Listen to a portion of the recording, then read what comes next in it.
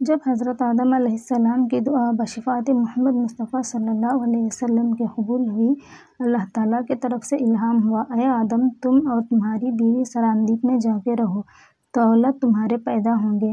آدم علیہ السلام برضائے الہی ہندوستان میں آئے، بود و باش اختیار کیا۔ ایک روز جبرائیل علیہ السلام 7 پارے لوہے کے لے کر ان کے پاس آئے تاکہ ان کو آہنگری سکھائے، یعنی لوہے کا کام۔ تو آگ کی ضرورت ہوئی۔ آواز آئی، اے جبرائیل علیہ السلام، آگ مالک دوزخ سے مانگ لے۔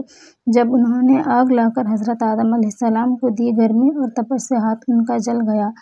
آدم علیہ السلام نے زمین پر ڈال دی۔ وہ آگ 7 طبق زمین کو چھید کرتی ہوئی دوزخ میں جا رہی، اور خبر ہے اسی طرح 7 دفعہ دوزخ سے آگ لائے، پھر دوزخ میں جا کر داخل ہوئی۔ آواز آئی، اے جبرائیل علیہ السلام، 7 دریائے رحمت سے دھو کر اسے لا ٹھہرے گی۔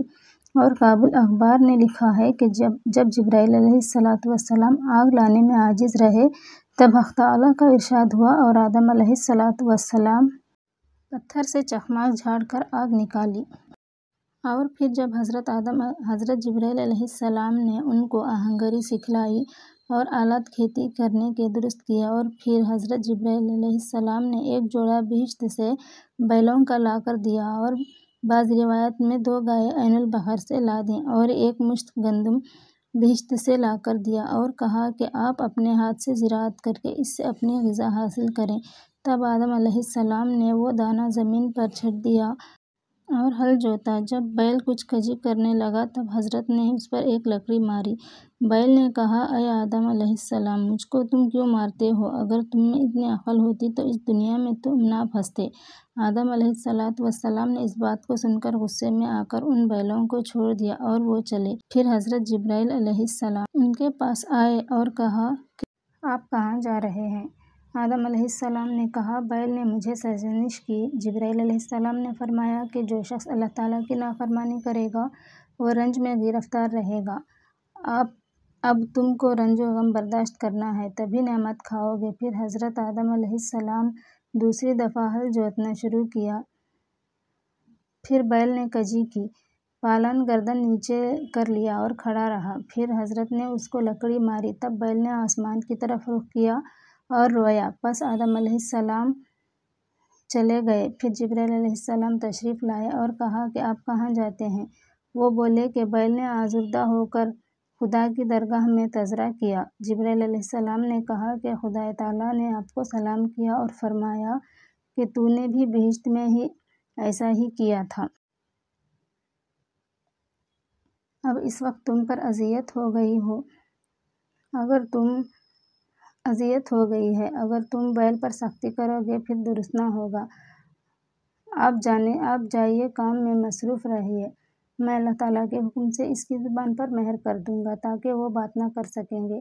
پھر آدم علیہ السلام نے کھیتی کرنے میں مشغول ہوئے، زمین پر گیہوں چھینٹا، اور جب وہ پختہ ہوا تب کاٹ لیا۔ یہ سب 7 گھڑی میں تیار ہو گیا۔ زمین نے کہا، اے آدم علیہ السلام، مجھے معاف رکھو کہ میں ضعیف ہوں، ورنہ اس سے بھی جلدی آپ کو گیہوں دیتی۔ آدم علیہ السلام نے جب گیہوں کو مل کر صاف کر کے کھانا چاہا، تب جبرائیل علیہ السلام نے فرمایا کہ اول گیہوں کو پیس پاس کر پانی کے ساتھ خمیر کر کے آگ میں سینکیں، تب کھائیں۔ تو ان سے تعلیم پا کر حوا علیہ السلام نے ہاتھ میں پیس کر پانی کے ساتھ خمیر کر کے روٹی پکا کر کے آدم علیہ السلام کے سامنے لا کر رکھ دی۔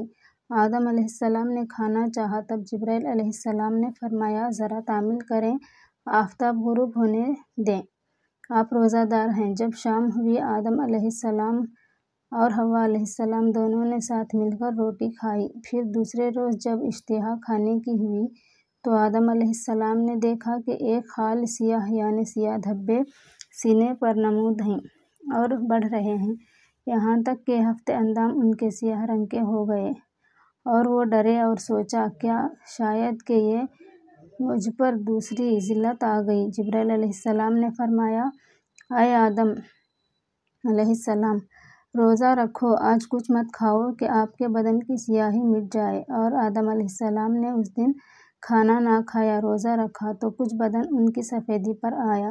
پھر دوسرے دن جبرائیل علیہ السلام آئے اور بولے، آج بھی 2 روز آپ روزہ رکھو تو اللہ تعالیٰ آپ کو شفائے کامل بخشے۔ اور ان روزوں کا نام ایام بیض ہے کہ 13ویں، 14ویں، 15ویں تاریخ ہر مہینے کی حضرت آدم علیہ السلام پر فرض تھے، اور اس زمانے میں سے لے کر حضرت موسیٰ علیہ السلام کے زمانے تک اس پر عمل تھا۔ جب حضرت آدم علیہ السلام نے ہندوستان میں قیام پذیر ہوئے تو حضرت حوا علیہ السلام حاملہ ہوئیں اور ایک بیٹا اور ایک بیٹی پیدا ہوئے۔ بیٹے کا نام قابل رکھا اور بیٹی کا نام اقلیمہ رکھا، وہ نہایت خوبصورت تھیں۔ پھر حضرت حوا دوسرے بار حاملہ ہوئیں اور ایک بیٹا اور ایک بیٹی ہوئیں۔ بیٹے کا نام حابیل اور بیٹی کا نام غازہ رکھا۔ یہ خوبصورت نہ تھی۔ مروی ہے کہ حضرت حوا 120 بار جنی تھیں اور ہر دفعہ ایک بیٹا اور ایک بیٹی۔ دوسری روایت ہے کہ 180 بار جنی تھیں۔ جب قابل و حابیل دونوں بڑے ہوئے تب جبرائیل علیہ السلام تشریف لائے اور کہا کہ اللہ تعالیٰ نے آپ کو سلام بھیجا ہے، دونوں بھائی کو دونوں کی بہنوں کے ساتھ، یعنی قابل کی بہن کو حابیل کے ساتھ اور حابیل کی بہن کو قابل کے ساتھ شادی کر دو۔ تب انہوں نے حال شادی کا اپنے دونوں بیٹوں کو بلا کر کہہ دیا۔ اس بات کو سن کر قابل نے انکار کیا اور کہا کہ میری بہن اقلیمہ صاحب جمال ہے، میں کسی کو نہیں دوں گا۔ آدم نے کہا کہ یہ اللہ تعالیٰ کا حکم ہے، تو مان لے۔ اس نے کہا کہ نہیں، اگر تم حابیل کو دوست رکھتے ہو، بسبب دوستی کے تم کہتے ہو، تو سب سے پہلے جس نے حکم عدلی اپنے ماں باپ کی وہ قابل تھا۔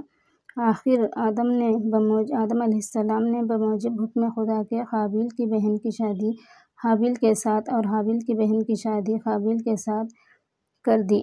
بعد اس کے قابل نے حسد سے حابیل کو کہا کہ تو میری بہن اقلیمہ کو طلاق دے تو میں اپنی خدمت میں رکھوں۔ حابیل نے کہا کہ میری جو روح ہے، میرے باپ نے اس کے ساتھ شادی کر دی ہے، میں ہرگز اپنے والد کا حکم رد نہ کروں گا اور خدا کا حکم بجا رکھوں گا۔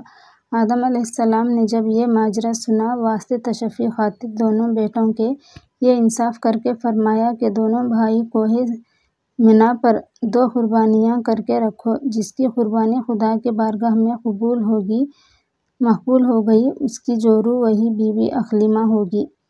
پس دونوں بیٹوں نے حسب حکم باپ کے کئی بکریاں لا کر ذبح کر کے کوہ مینا پر رکھ دیں، بمصداق اس ترجمہ کے۔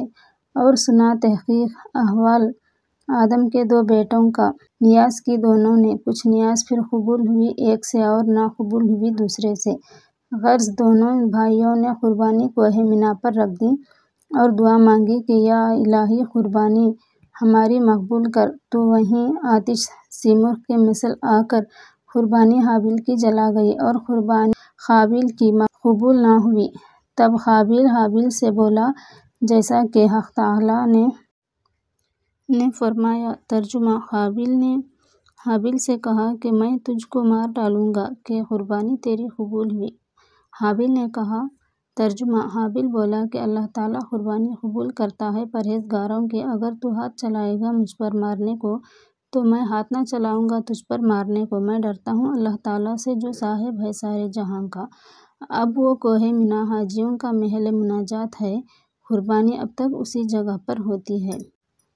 غرض حضرت آدم علیہ السلام کے زمانے میں کوہ مینا پر آتش حاکم تھی، جو چیز کے انصاف کے واسطے اس پر رکھ دیتے اور غیب سے آگ آ کر اسے جلا دیتی تو اللہ تعالیٰ کی درگاہ میں وہ قبول ہوتی۔ اور نوح علیہ السلام کے زمانے میں حاکم کشتی تھی، اس میں جھوٹ سچ معلوم ہوتا تھا۔ جو شخص ہاتھ ان پر رکھ دیا متصافحین سے، اگر کشتی ساکن رہتی تو وہ شخص سچا ہوتا اور اگر ہلتی تو وہ جھوٹ گو ہوتا۔ اور حضرت یوسف علیہ السلام کے زمانے میں حاکم ساعد تھا، ایک وزنی چیز، جو اس پر ہاتھ رکھتا اور آواز آتی تو وہ جھوٹا ٹھہرتا اور اگر آواز نہ نکلی تو وہ شخص سچا ہوتا۔